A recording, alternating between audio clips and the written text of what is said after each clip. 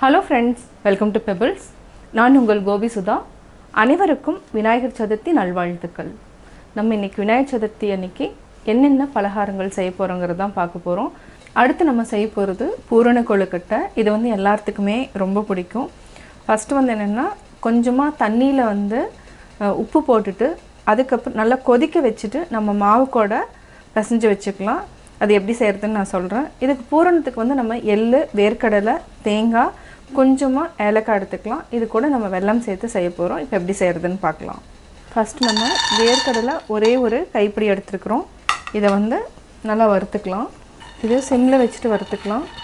இதுக்கு நம்ம 100 கிராம் எள் எடுத்துருக்குறோம். ஒரு கைப்பிடி வேர்க்கடலை, 100 கிராம் எள்ளையும் நம்ம வறுத்துக்கலாம். இது லைட்டாக வறுத்தா போதும், கை சூடு இருந்தாலே போதும். இப்போ ஆஃப் பண்ணிக்கலாம். ஆஃப் பண்ணிவிட்டு ஆற வச்சு அரைச்சிக்கலாம். இது கூட வேறு என்னென்ன ஆட் பண்ண போகிறோன்னா, இந்த எள்ளு வேர்க்கடலை நல்லா வறுத்துட்டோம். அடுத்தது நம்ம தேங்காயும் வெல்லத்தையும் நல்லா மிக்ஸ் பண்ணிக்கலாம். அதுக்கப்புறம் ஒரே ஒரு டீஸ்பூன் அளவுக்கு நெய் விட்டுக்கலாம். வச்சுருக்கிற வெல்லம் அப்படியே நல்லா மிக்ஸ் பண்ணிக்கோங்க. இது கூடயே நம்ம தேங்காயை ஆட் பண்ணிக்கலாம். இது அப்படியே உருகிடும். கட்டி இருந்ததுன்னா நல்லா மிக்ஸ் பண்ணி விட்டுருங்க. வெல்லம் நல்லா கரைஞ்சிருச்சு. இப்போ தேங்காயை ஆட் பண்ணிக்கலாம். இது அப்படியே இருக்கட்டும்.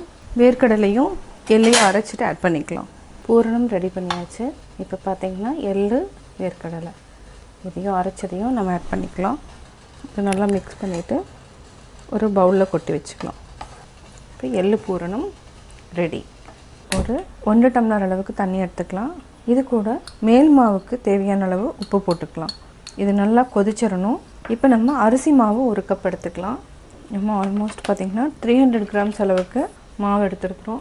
இதுவே நிறையா தான் வரும் பூரணம் பிடிக்கிறதுக்காக. இந்த அச்சு லாஸ்ட் இயரில் கொடுத்தது இந்த ஃப்ளார் இந்த மாதிரி கொடுத்துருக்காங்க.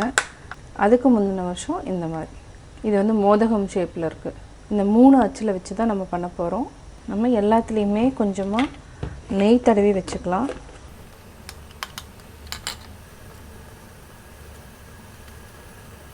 நல்லா கொதிச்சிருச்சு. இப்போ கேஸ் ஆஃப் பண்ணிவிட்டு இந்த மாவு கூட கொஞ்சம் கொஞ்சமாக ஆட் பண்ணிக்கலாம்.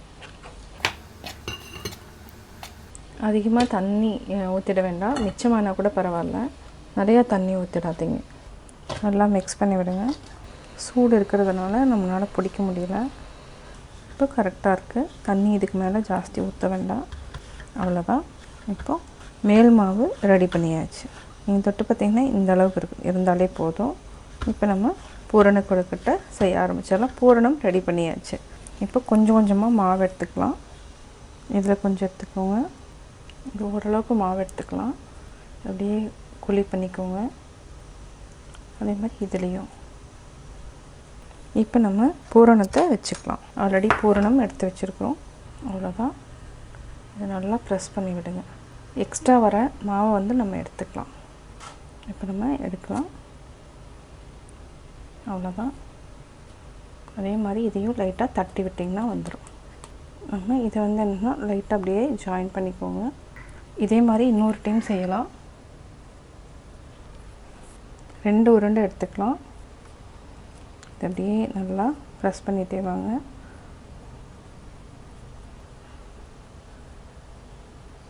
அப்படியே கொஞ்சம் கொஞ்சமாக ப்ரெஸ் பண்ணிகிட்டே வந்தால் போதும். நல்லா குழி பண்ணதுக்கப்புறம் நம்ம பூரணத்தை வச்சுக்கலாம். இப்போ நம்ம நல்லா ப்ரெஸ் பண்ணி கொடுக்கலாம். ஓப்பன் பண்ணலாம். இப்போ கரெக்டாக வந்திருக்கு. இப்போ அப்படியே எடுத்துக்கலாம்.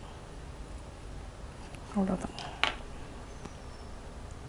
இதே நம்ம எடுக்கிறதுனால எடுத்துக்கலாம். எக்ஸ்ட்ரா மாவை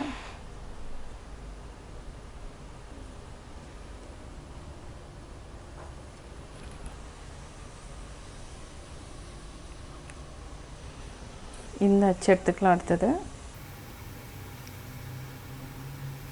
இது அப்படியே நம்ம ஓரத்தில் கொண்டு வந்துட்டு குழி பண்ணிக்கலாம். இப்போ இதுக்குள்ளே நம்ம பூரணத்தை வச்சுக்கலாம். இப்போ மேல் மாவு இப்போ நம்ம ஓப்பன் பண்ணலாம்.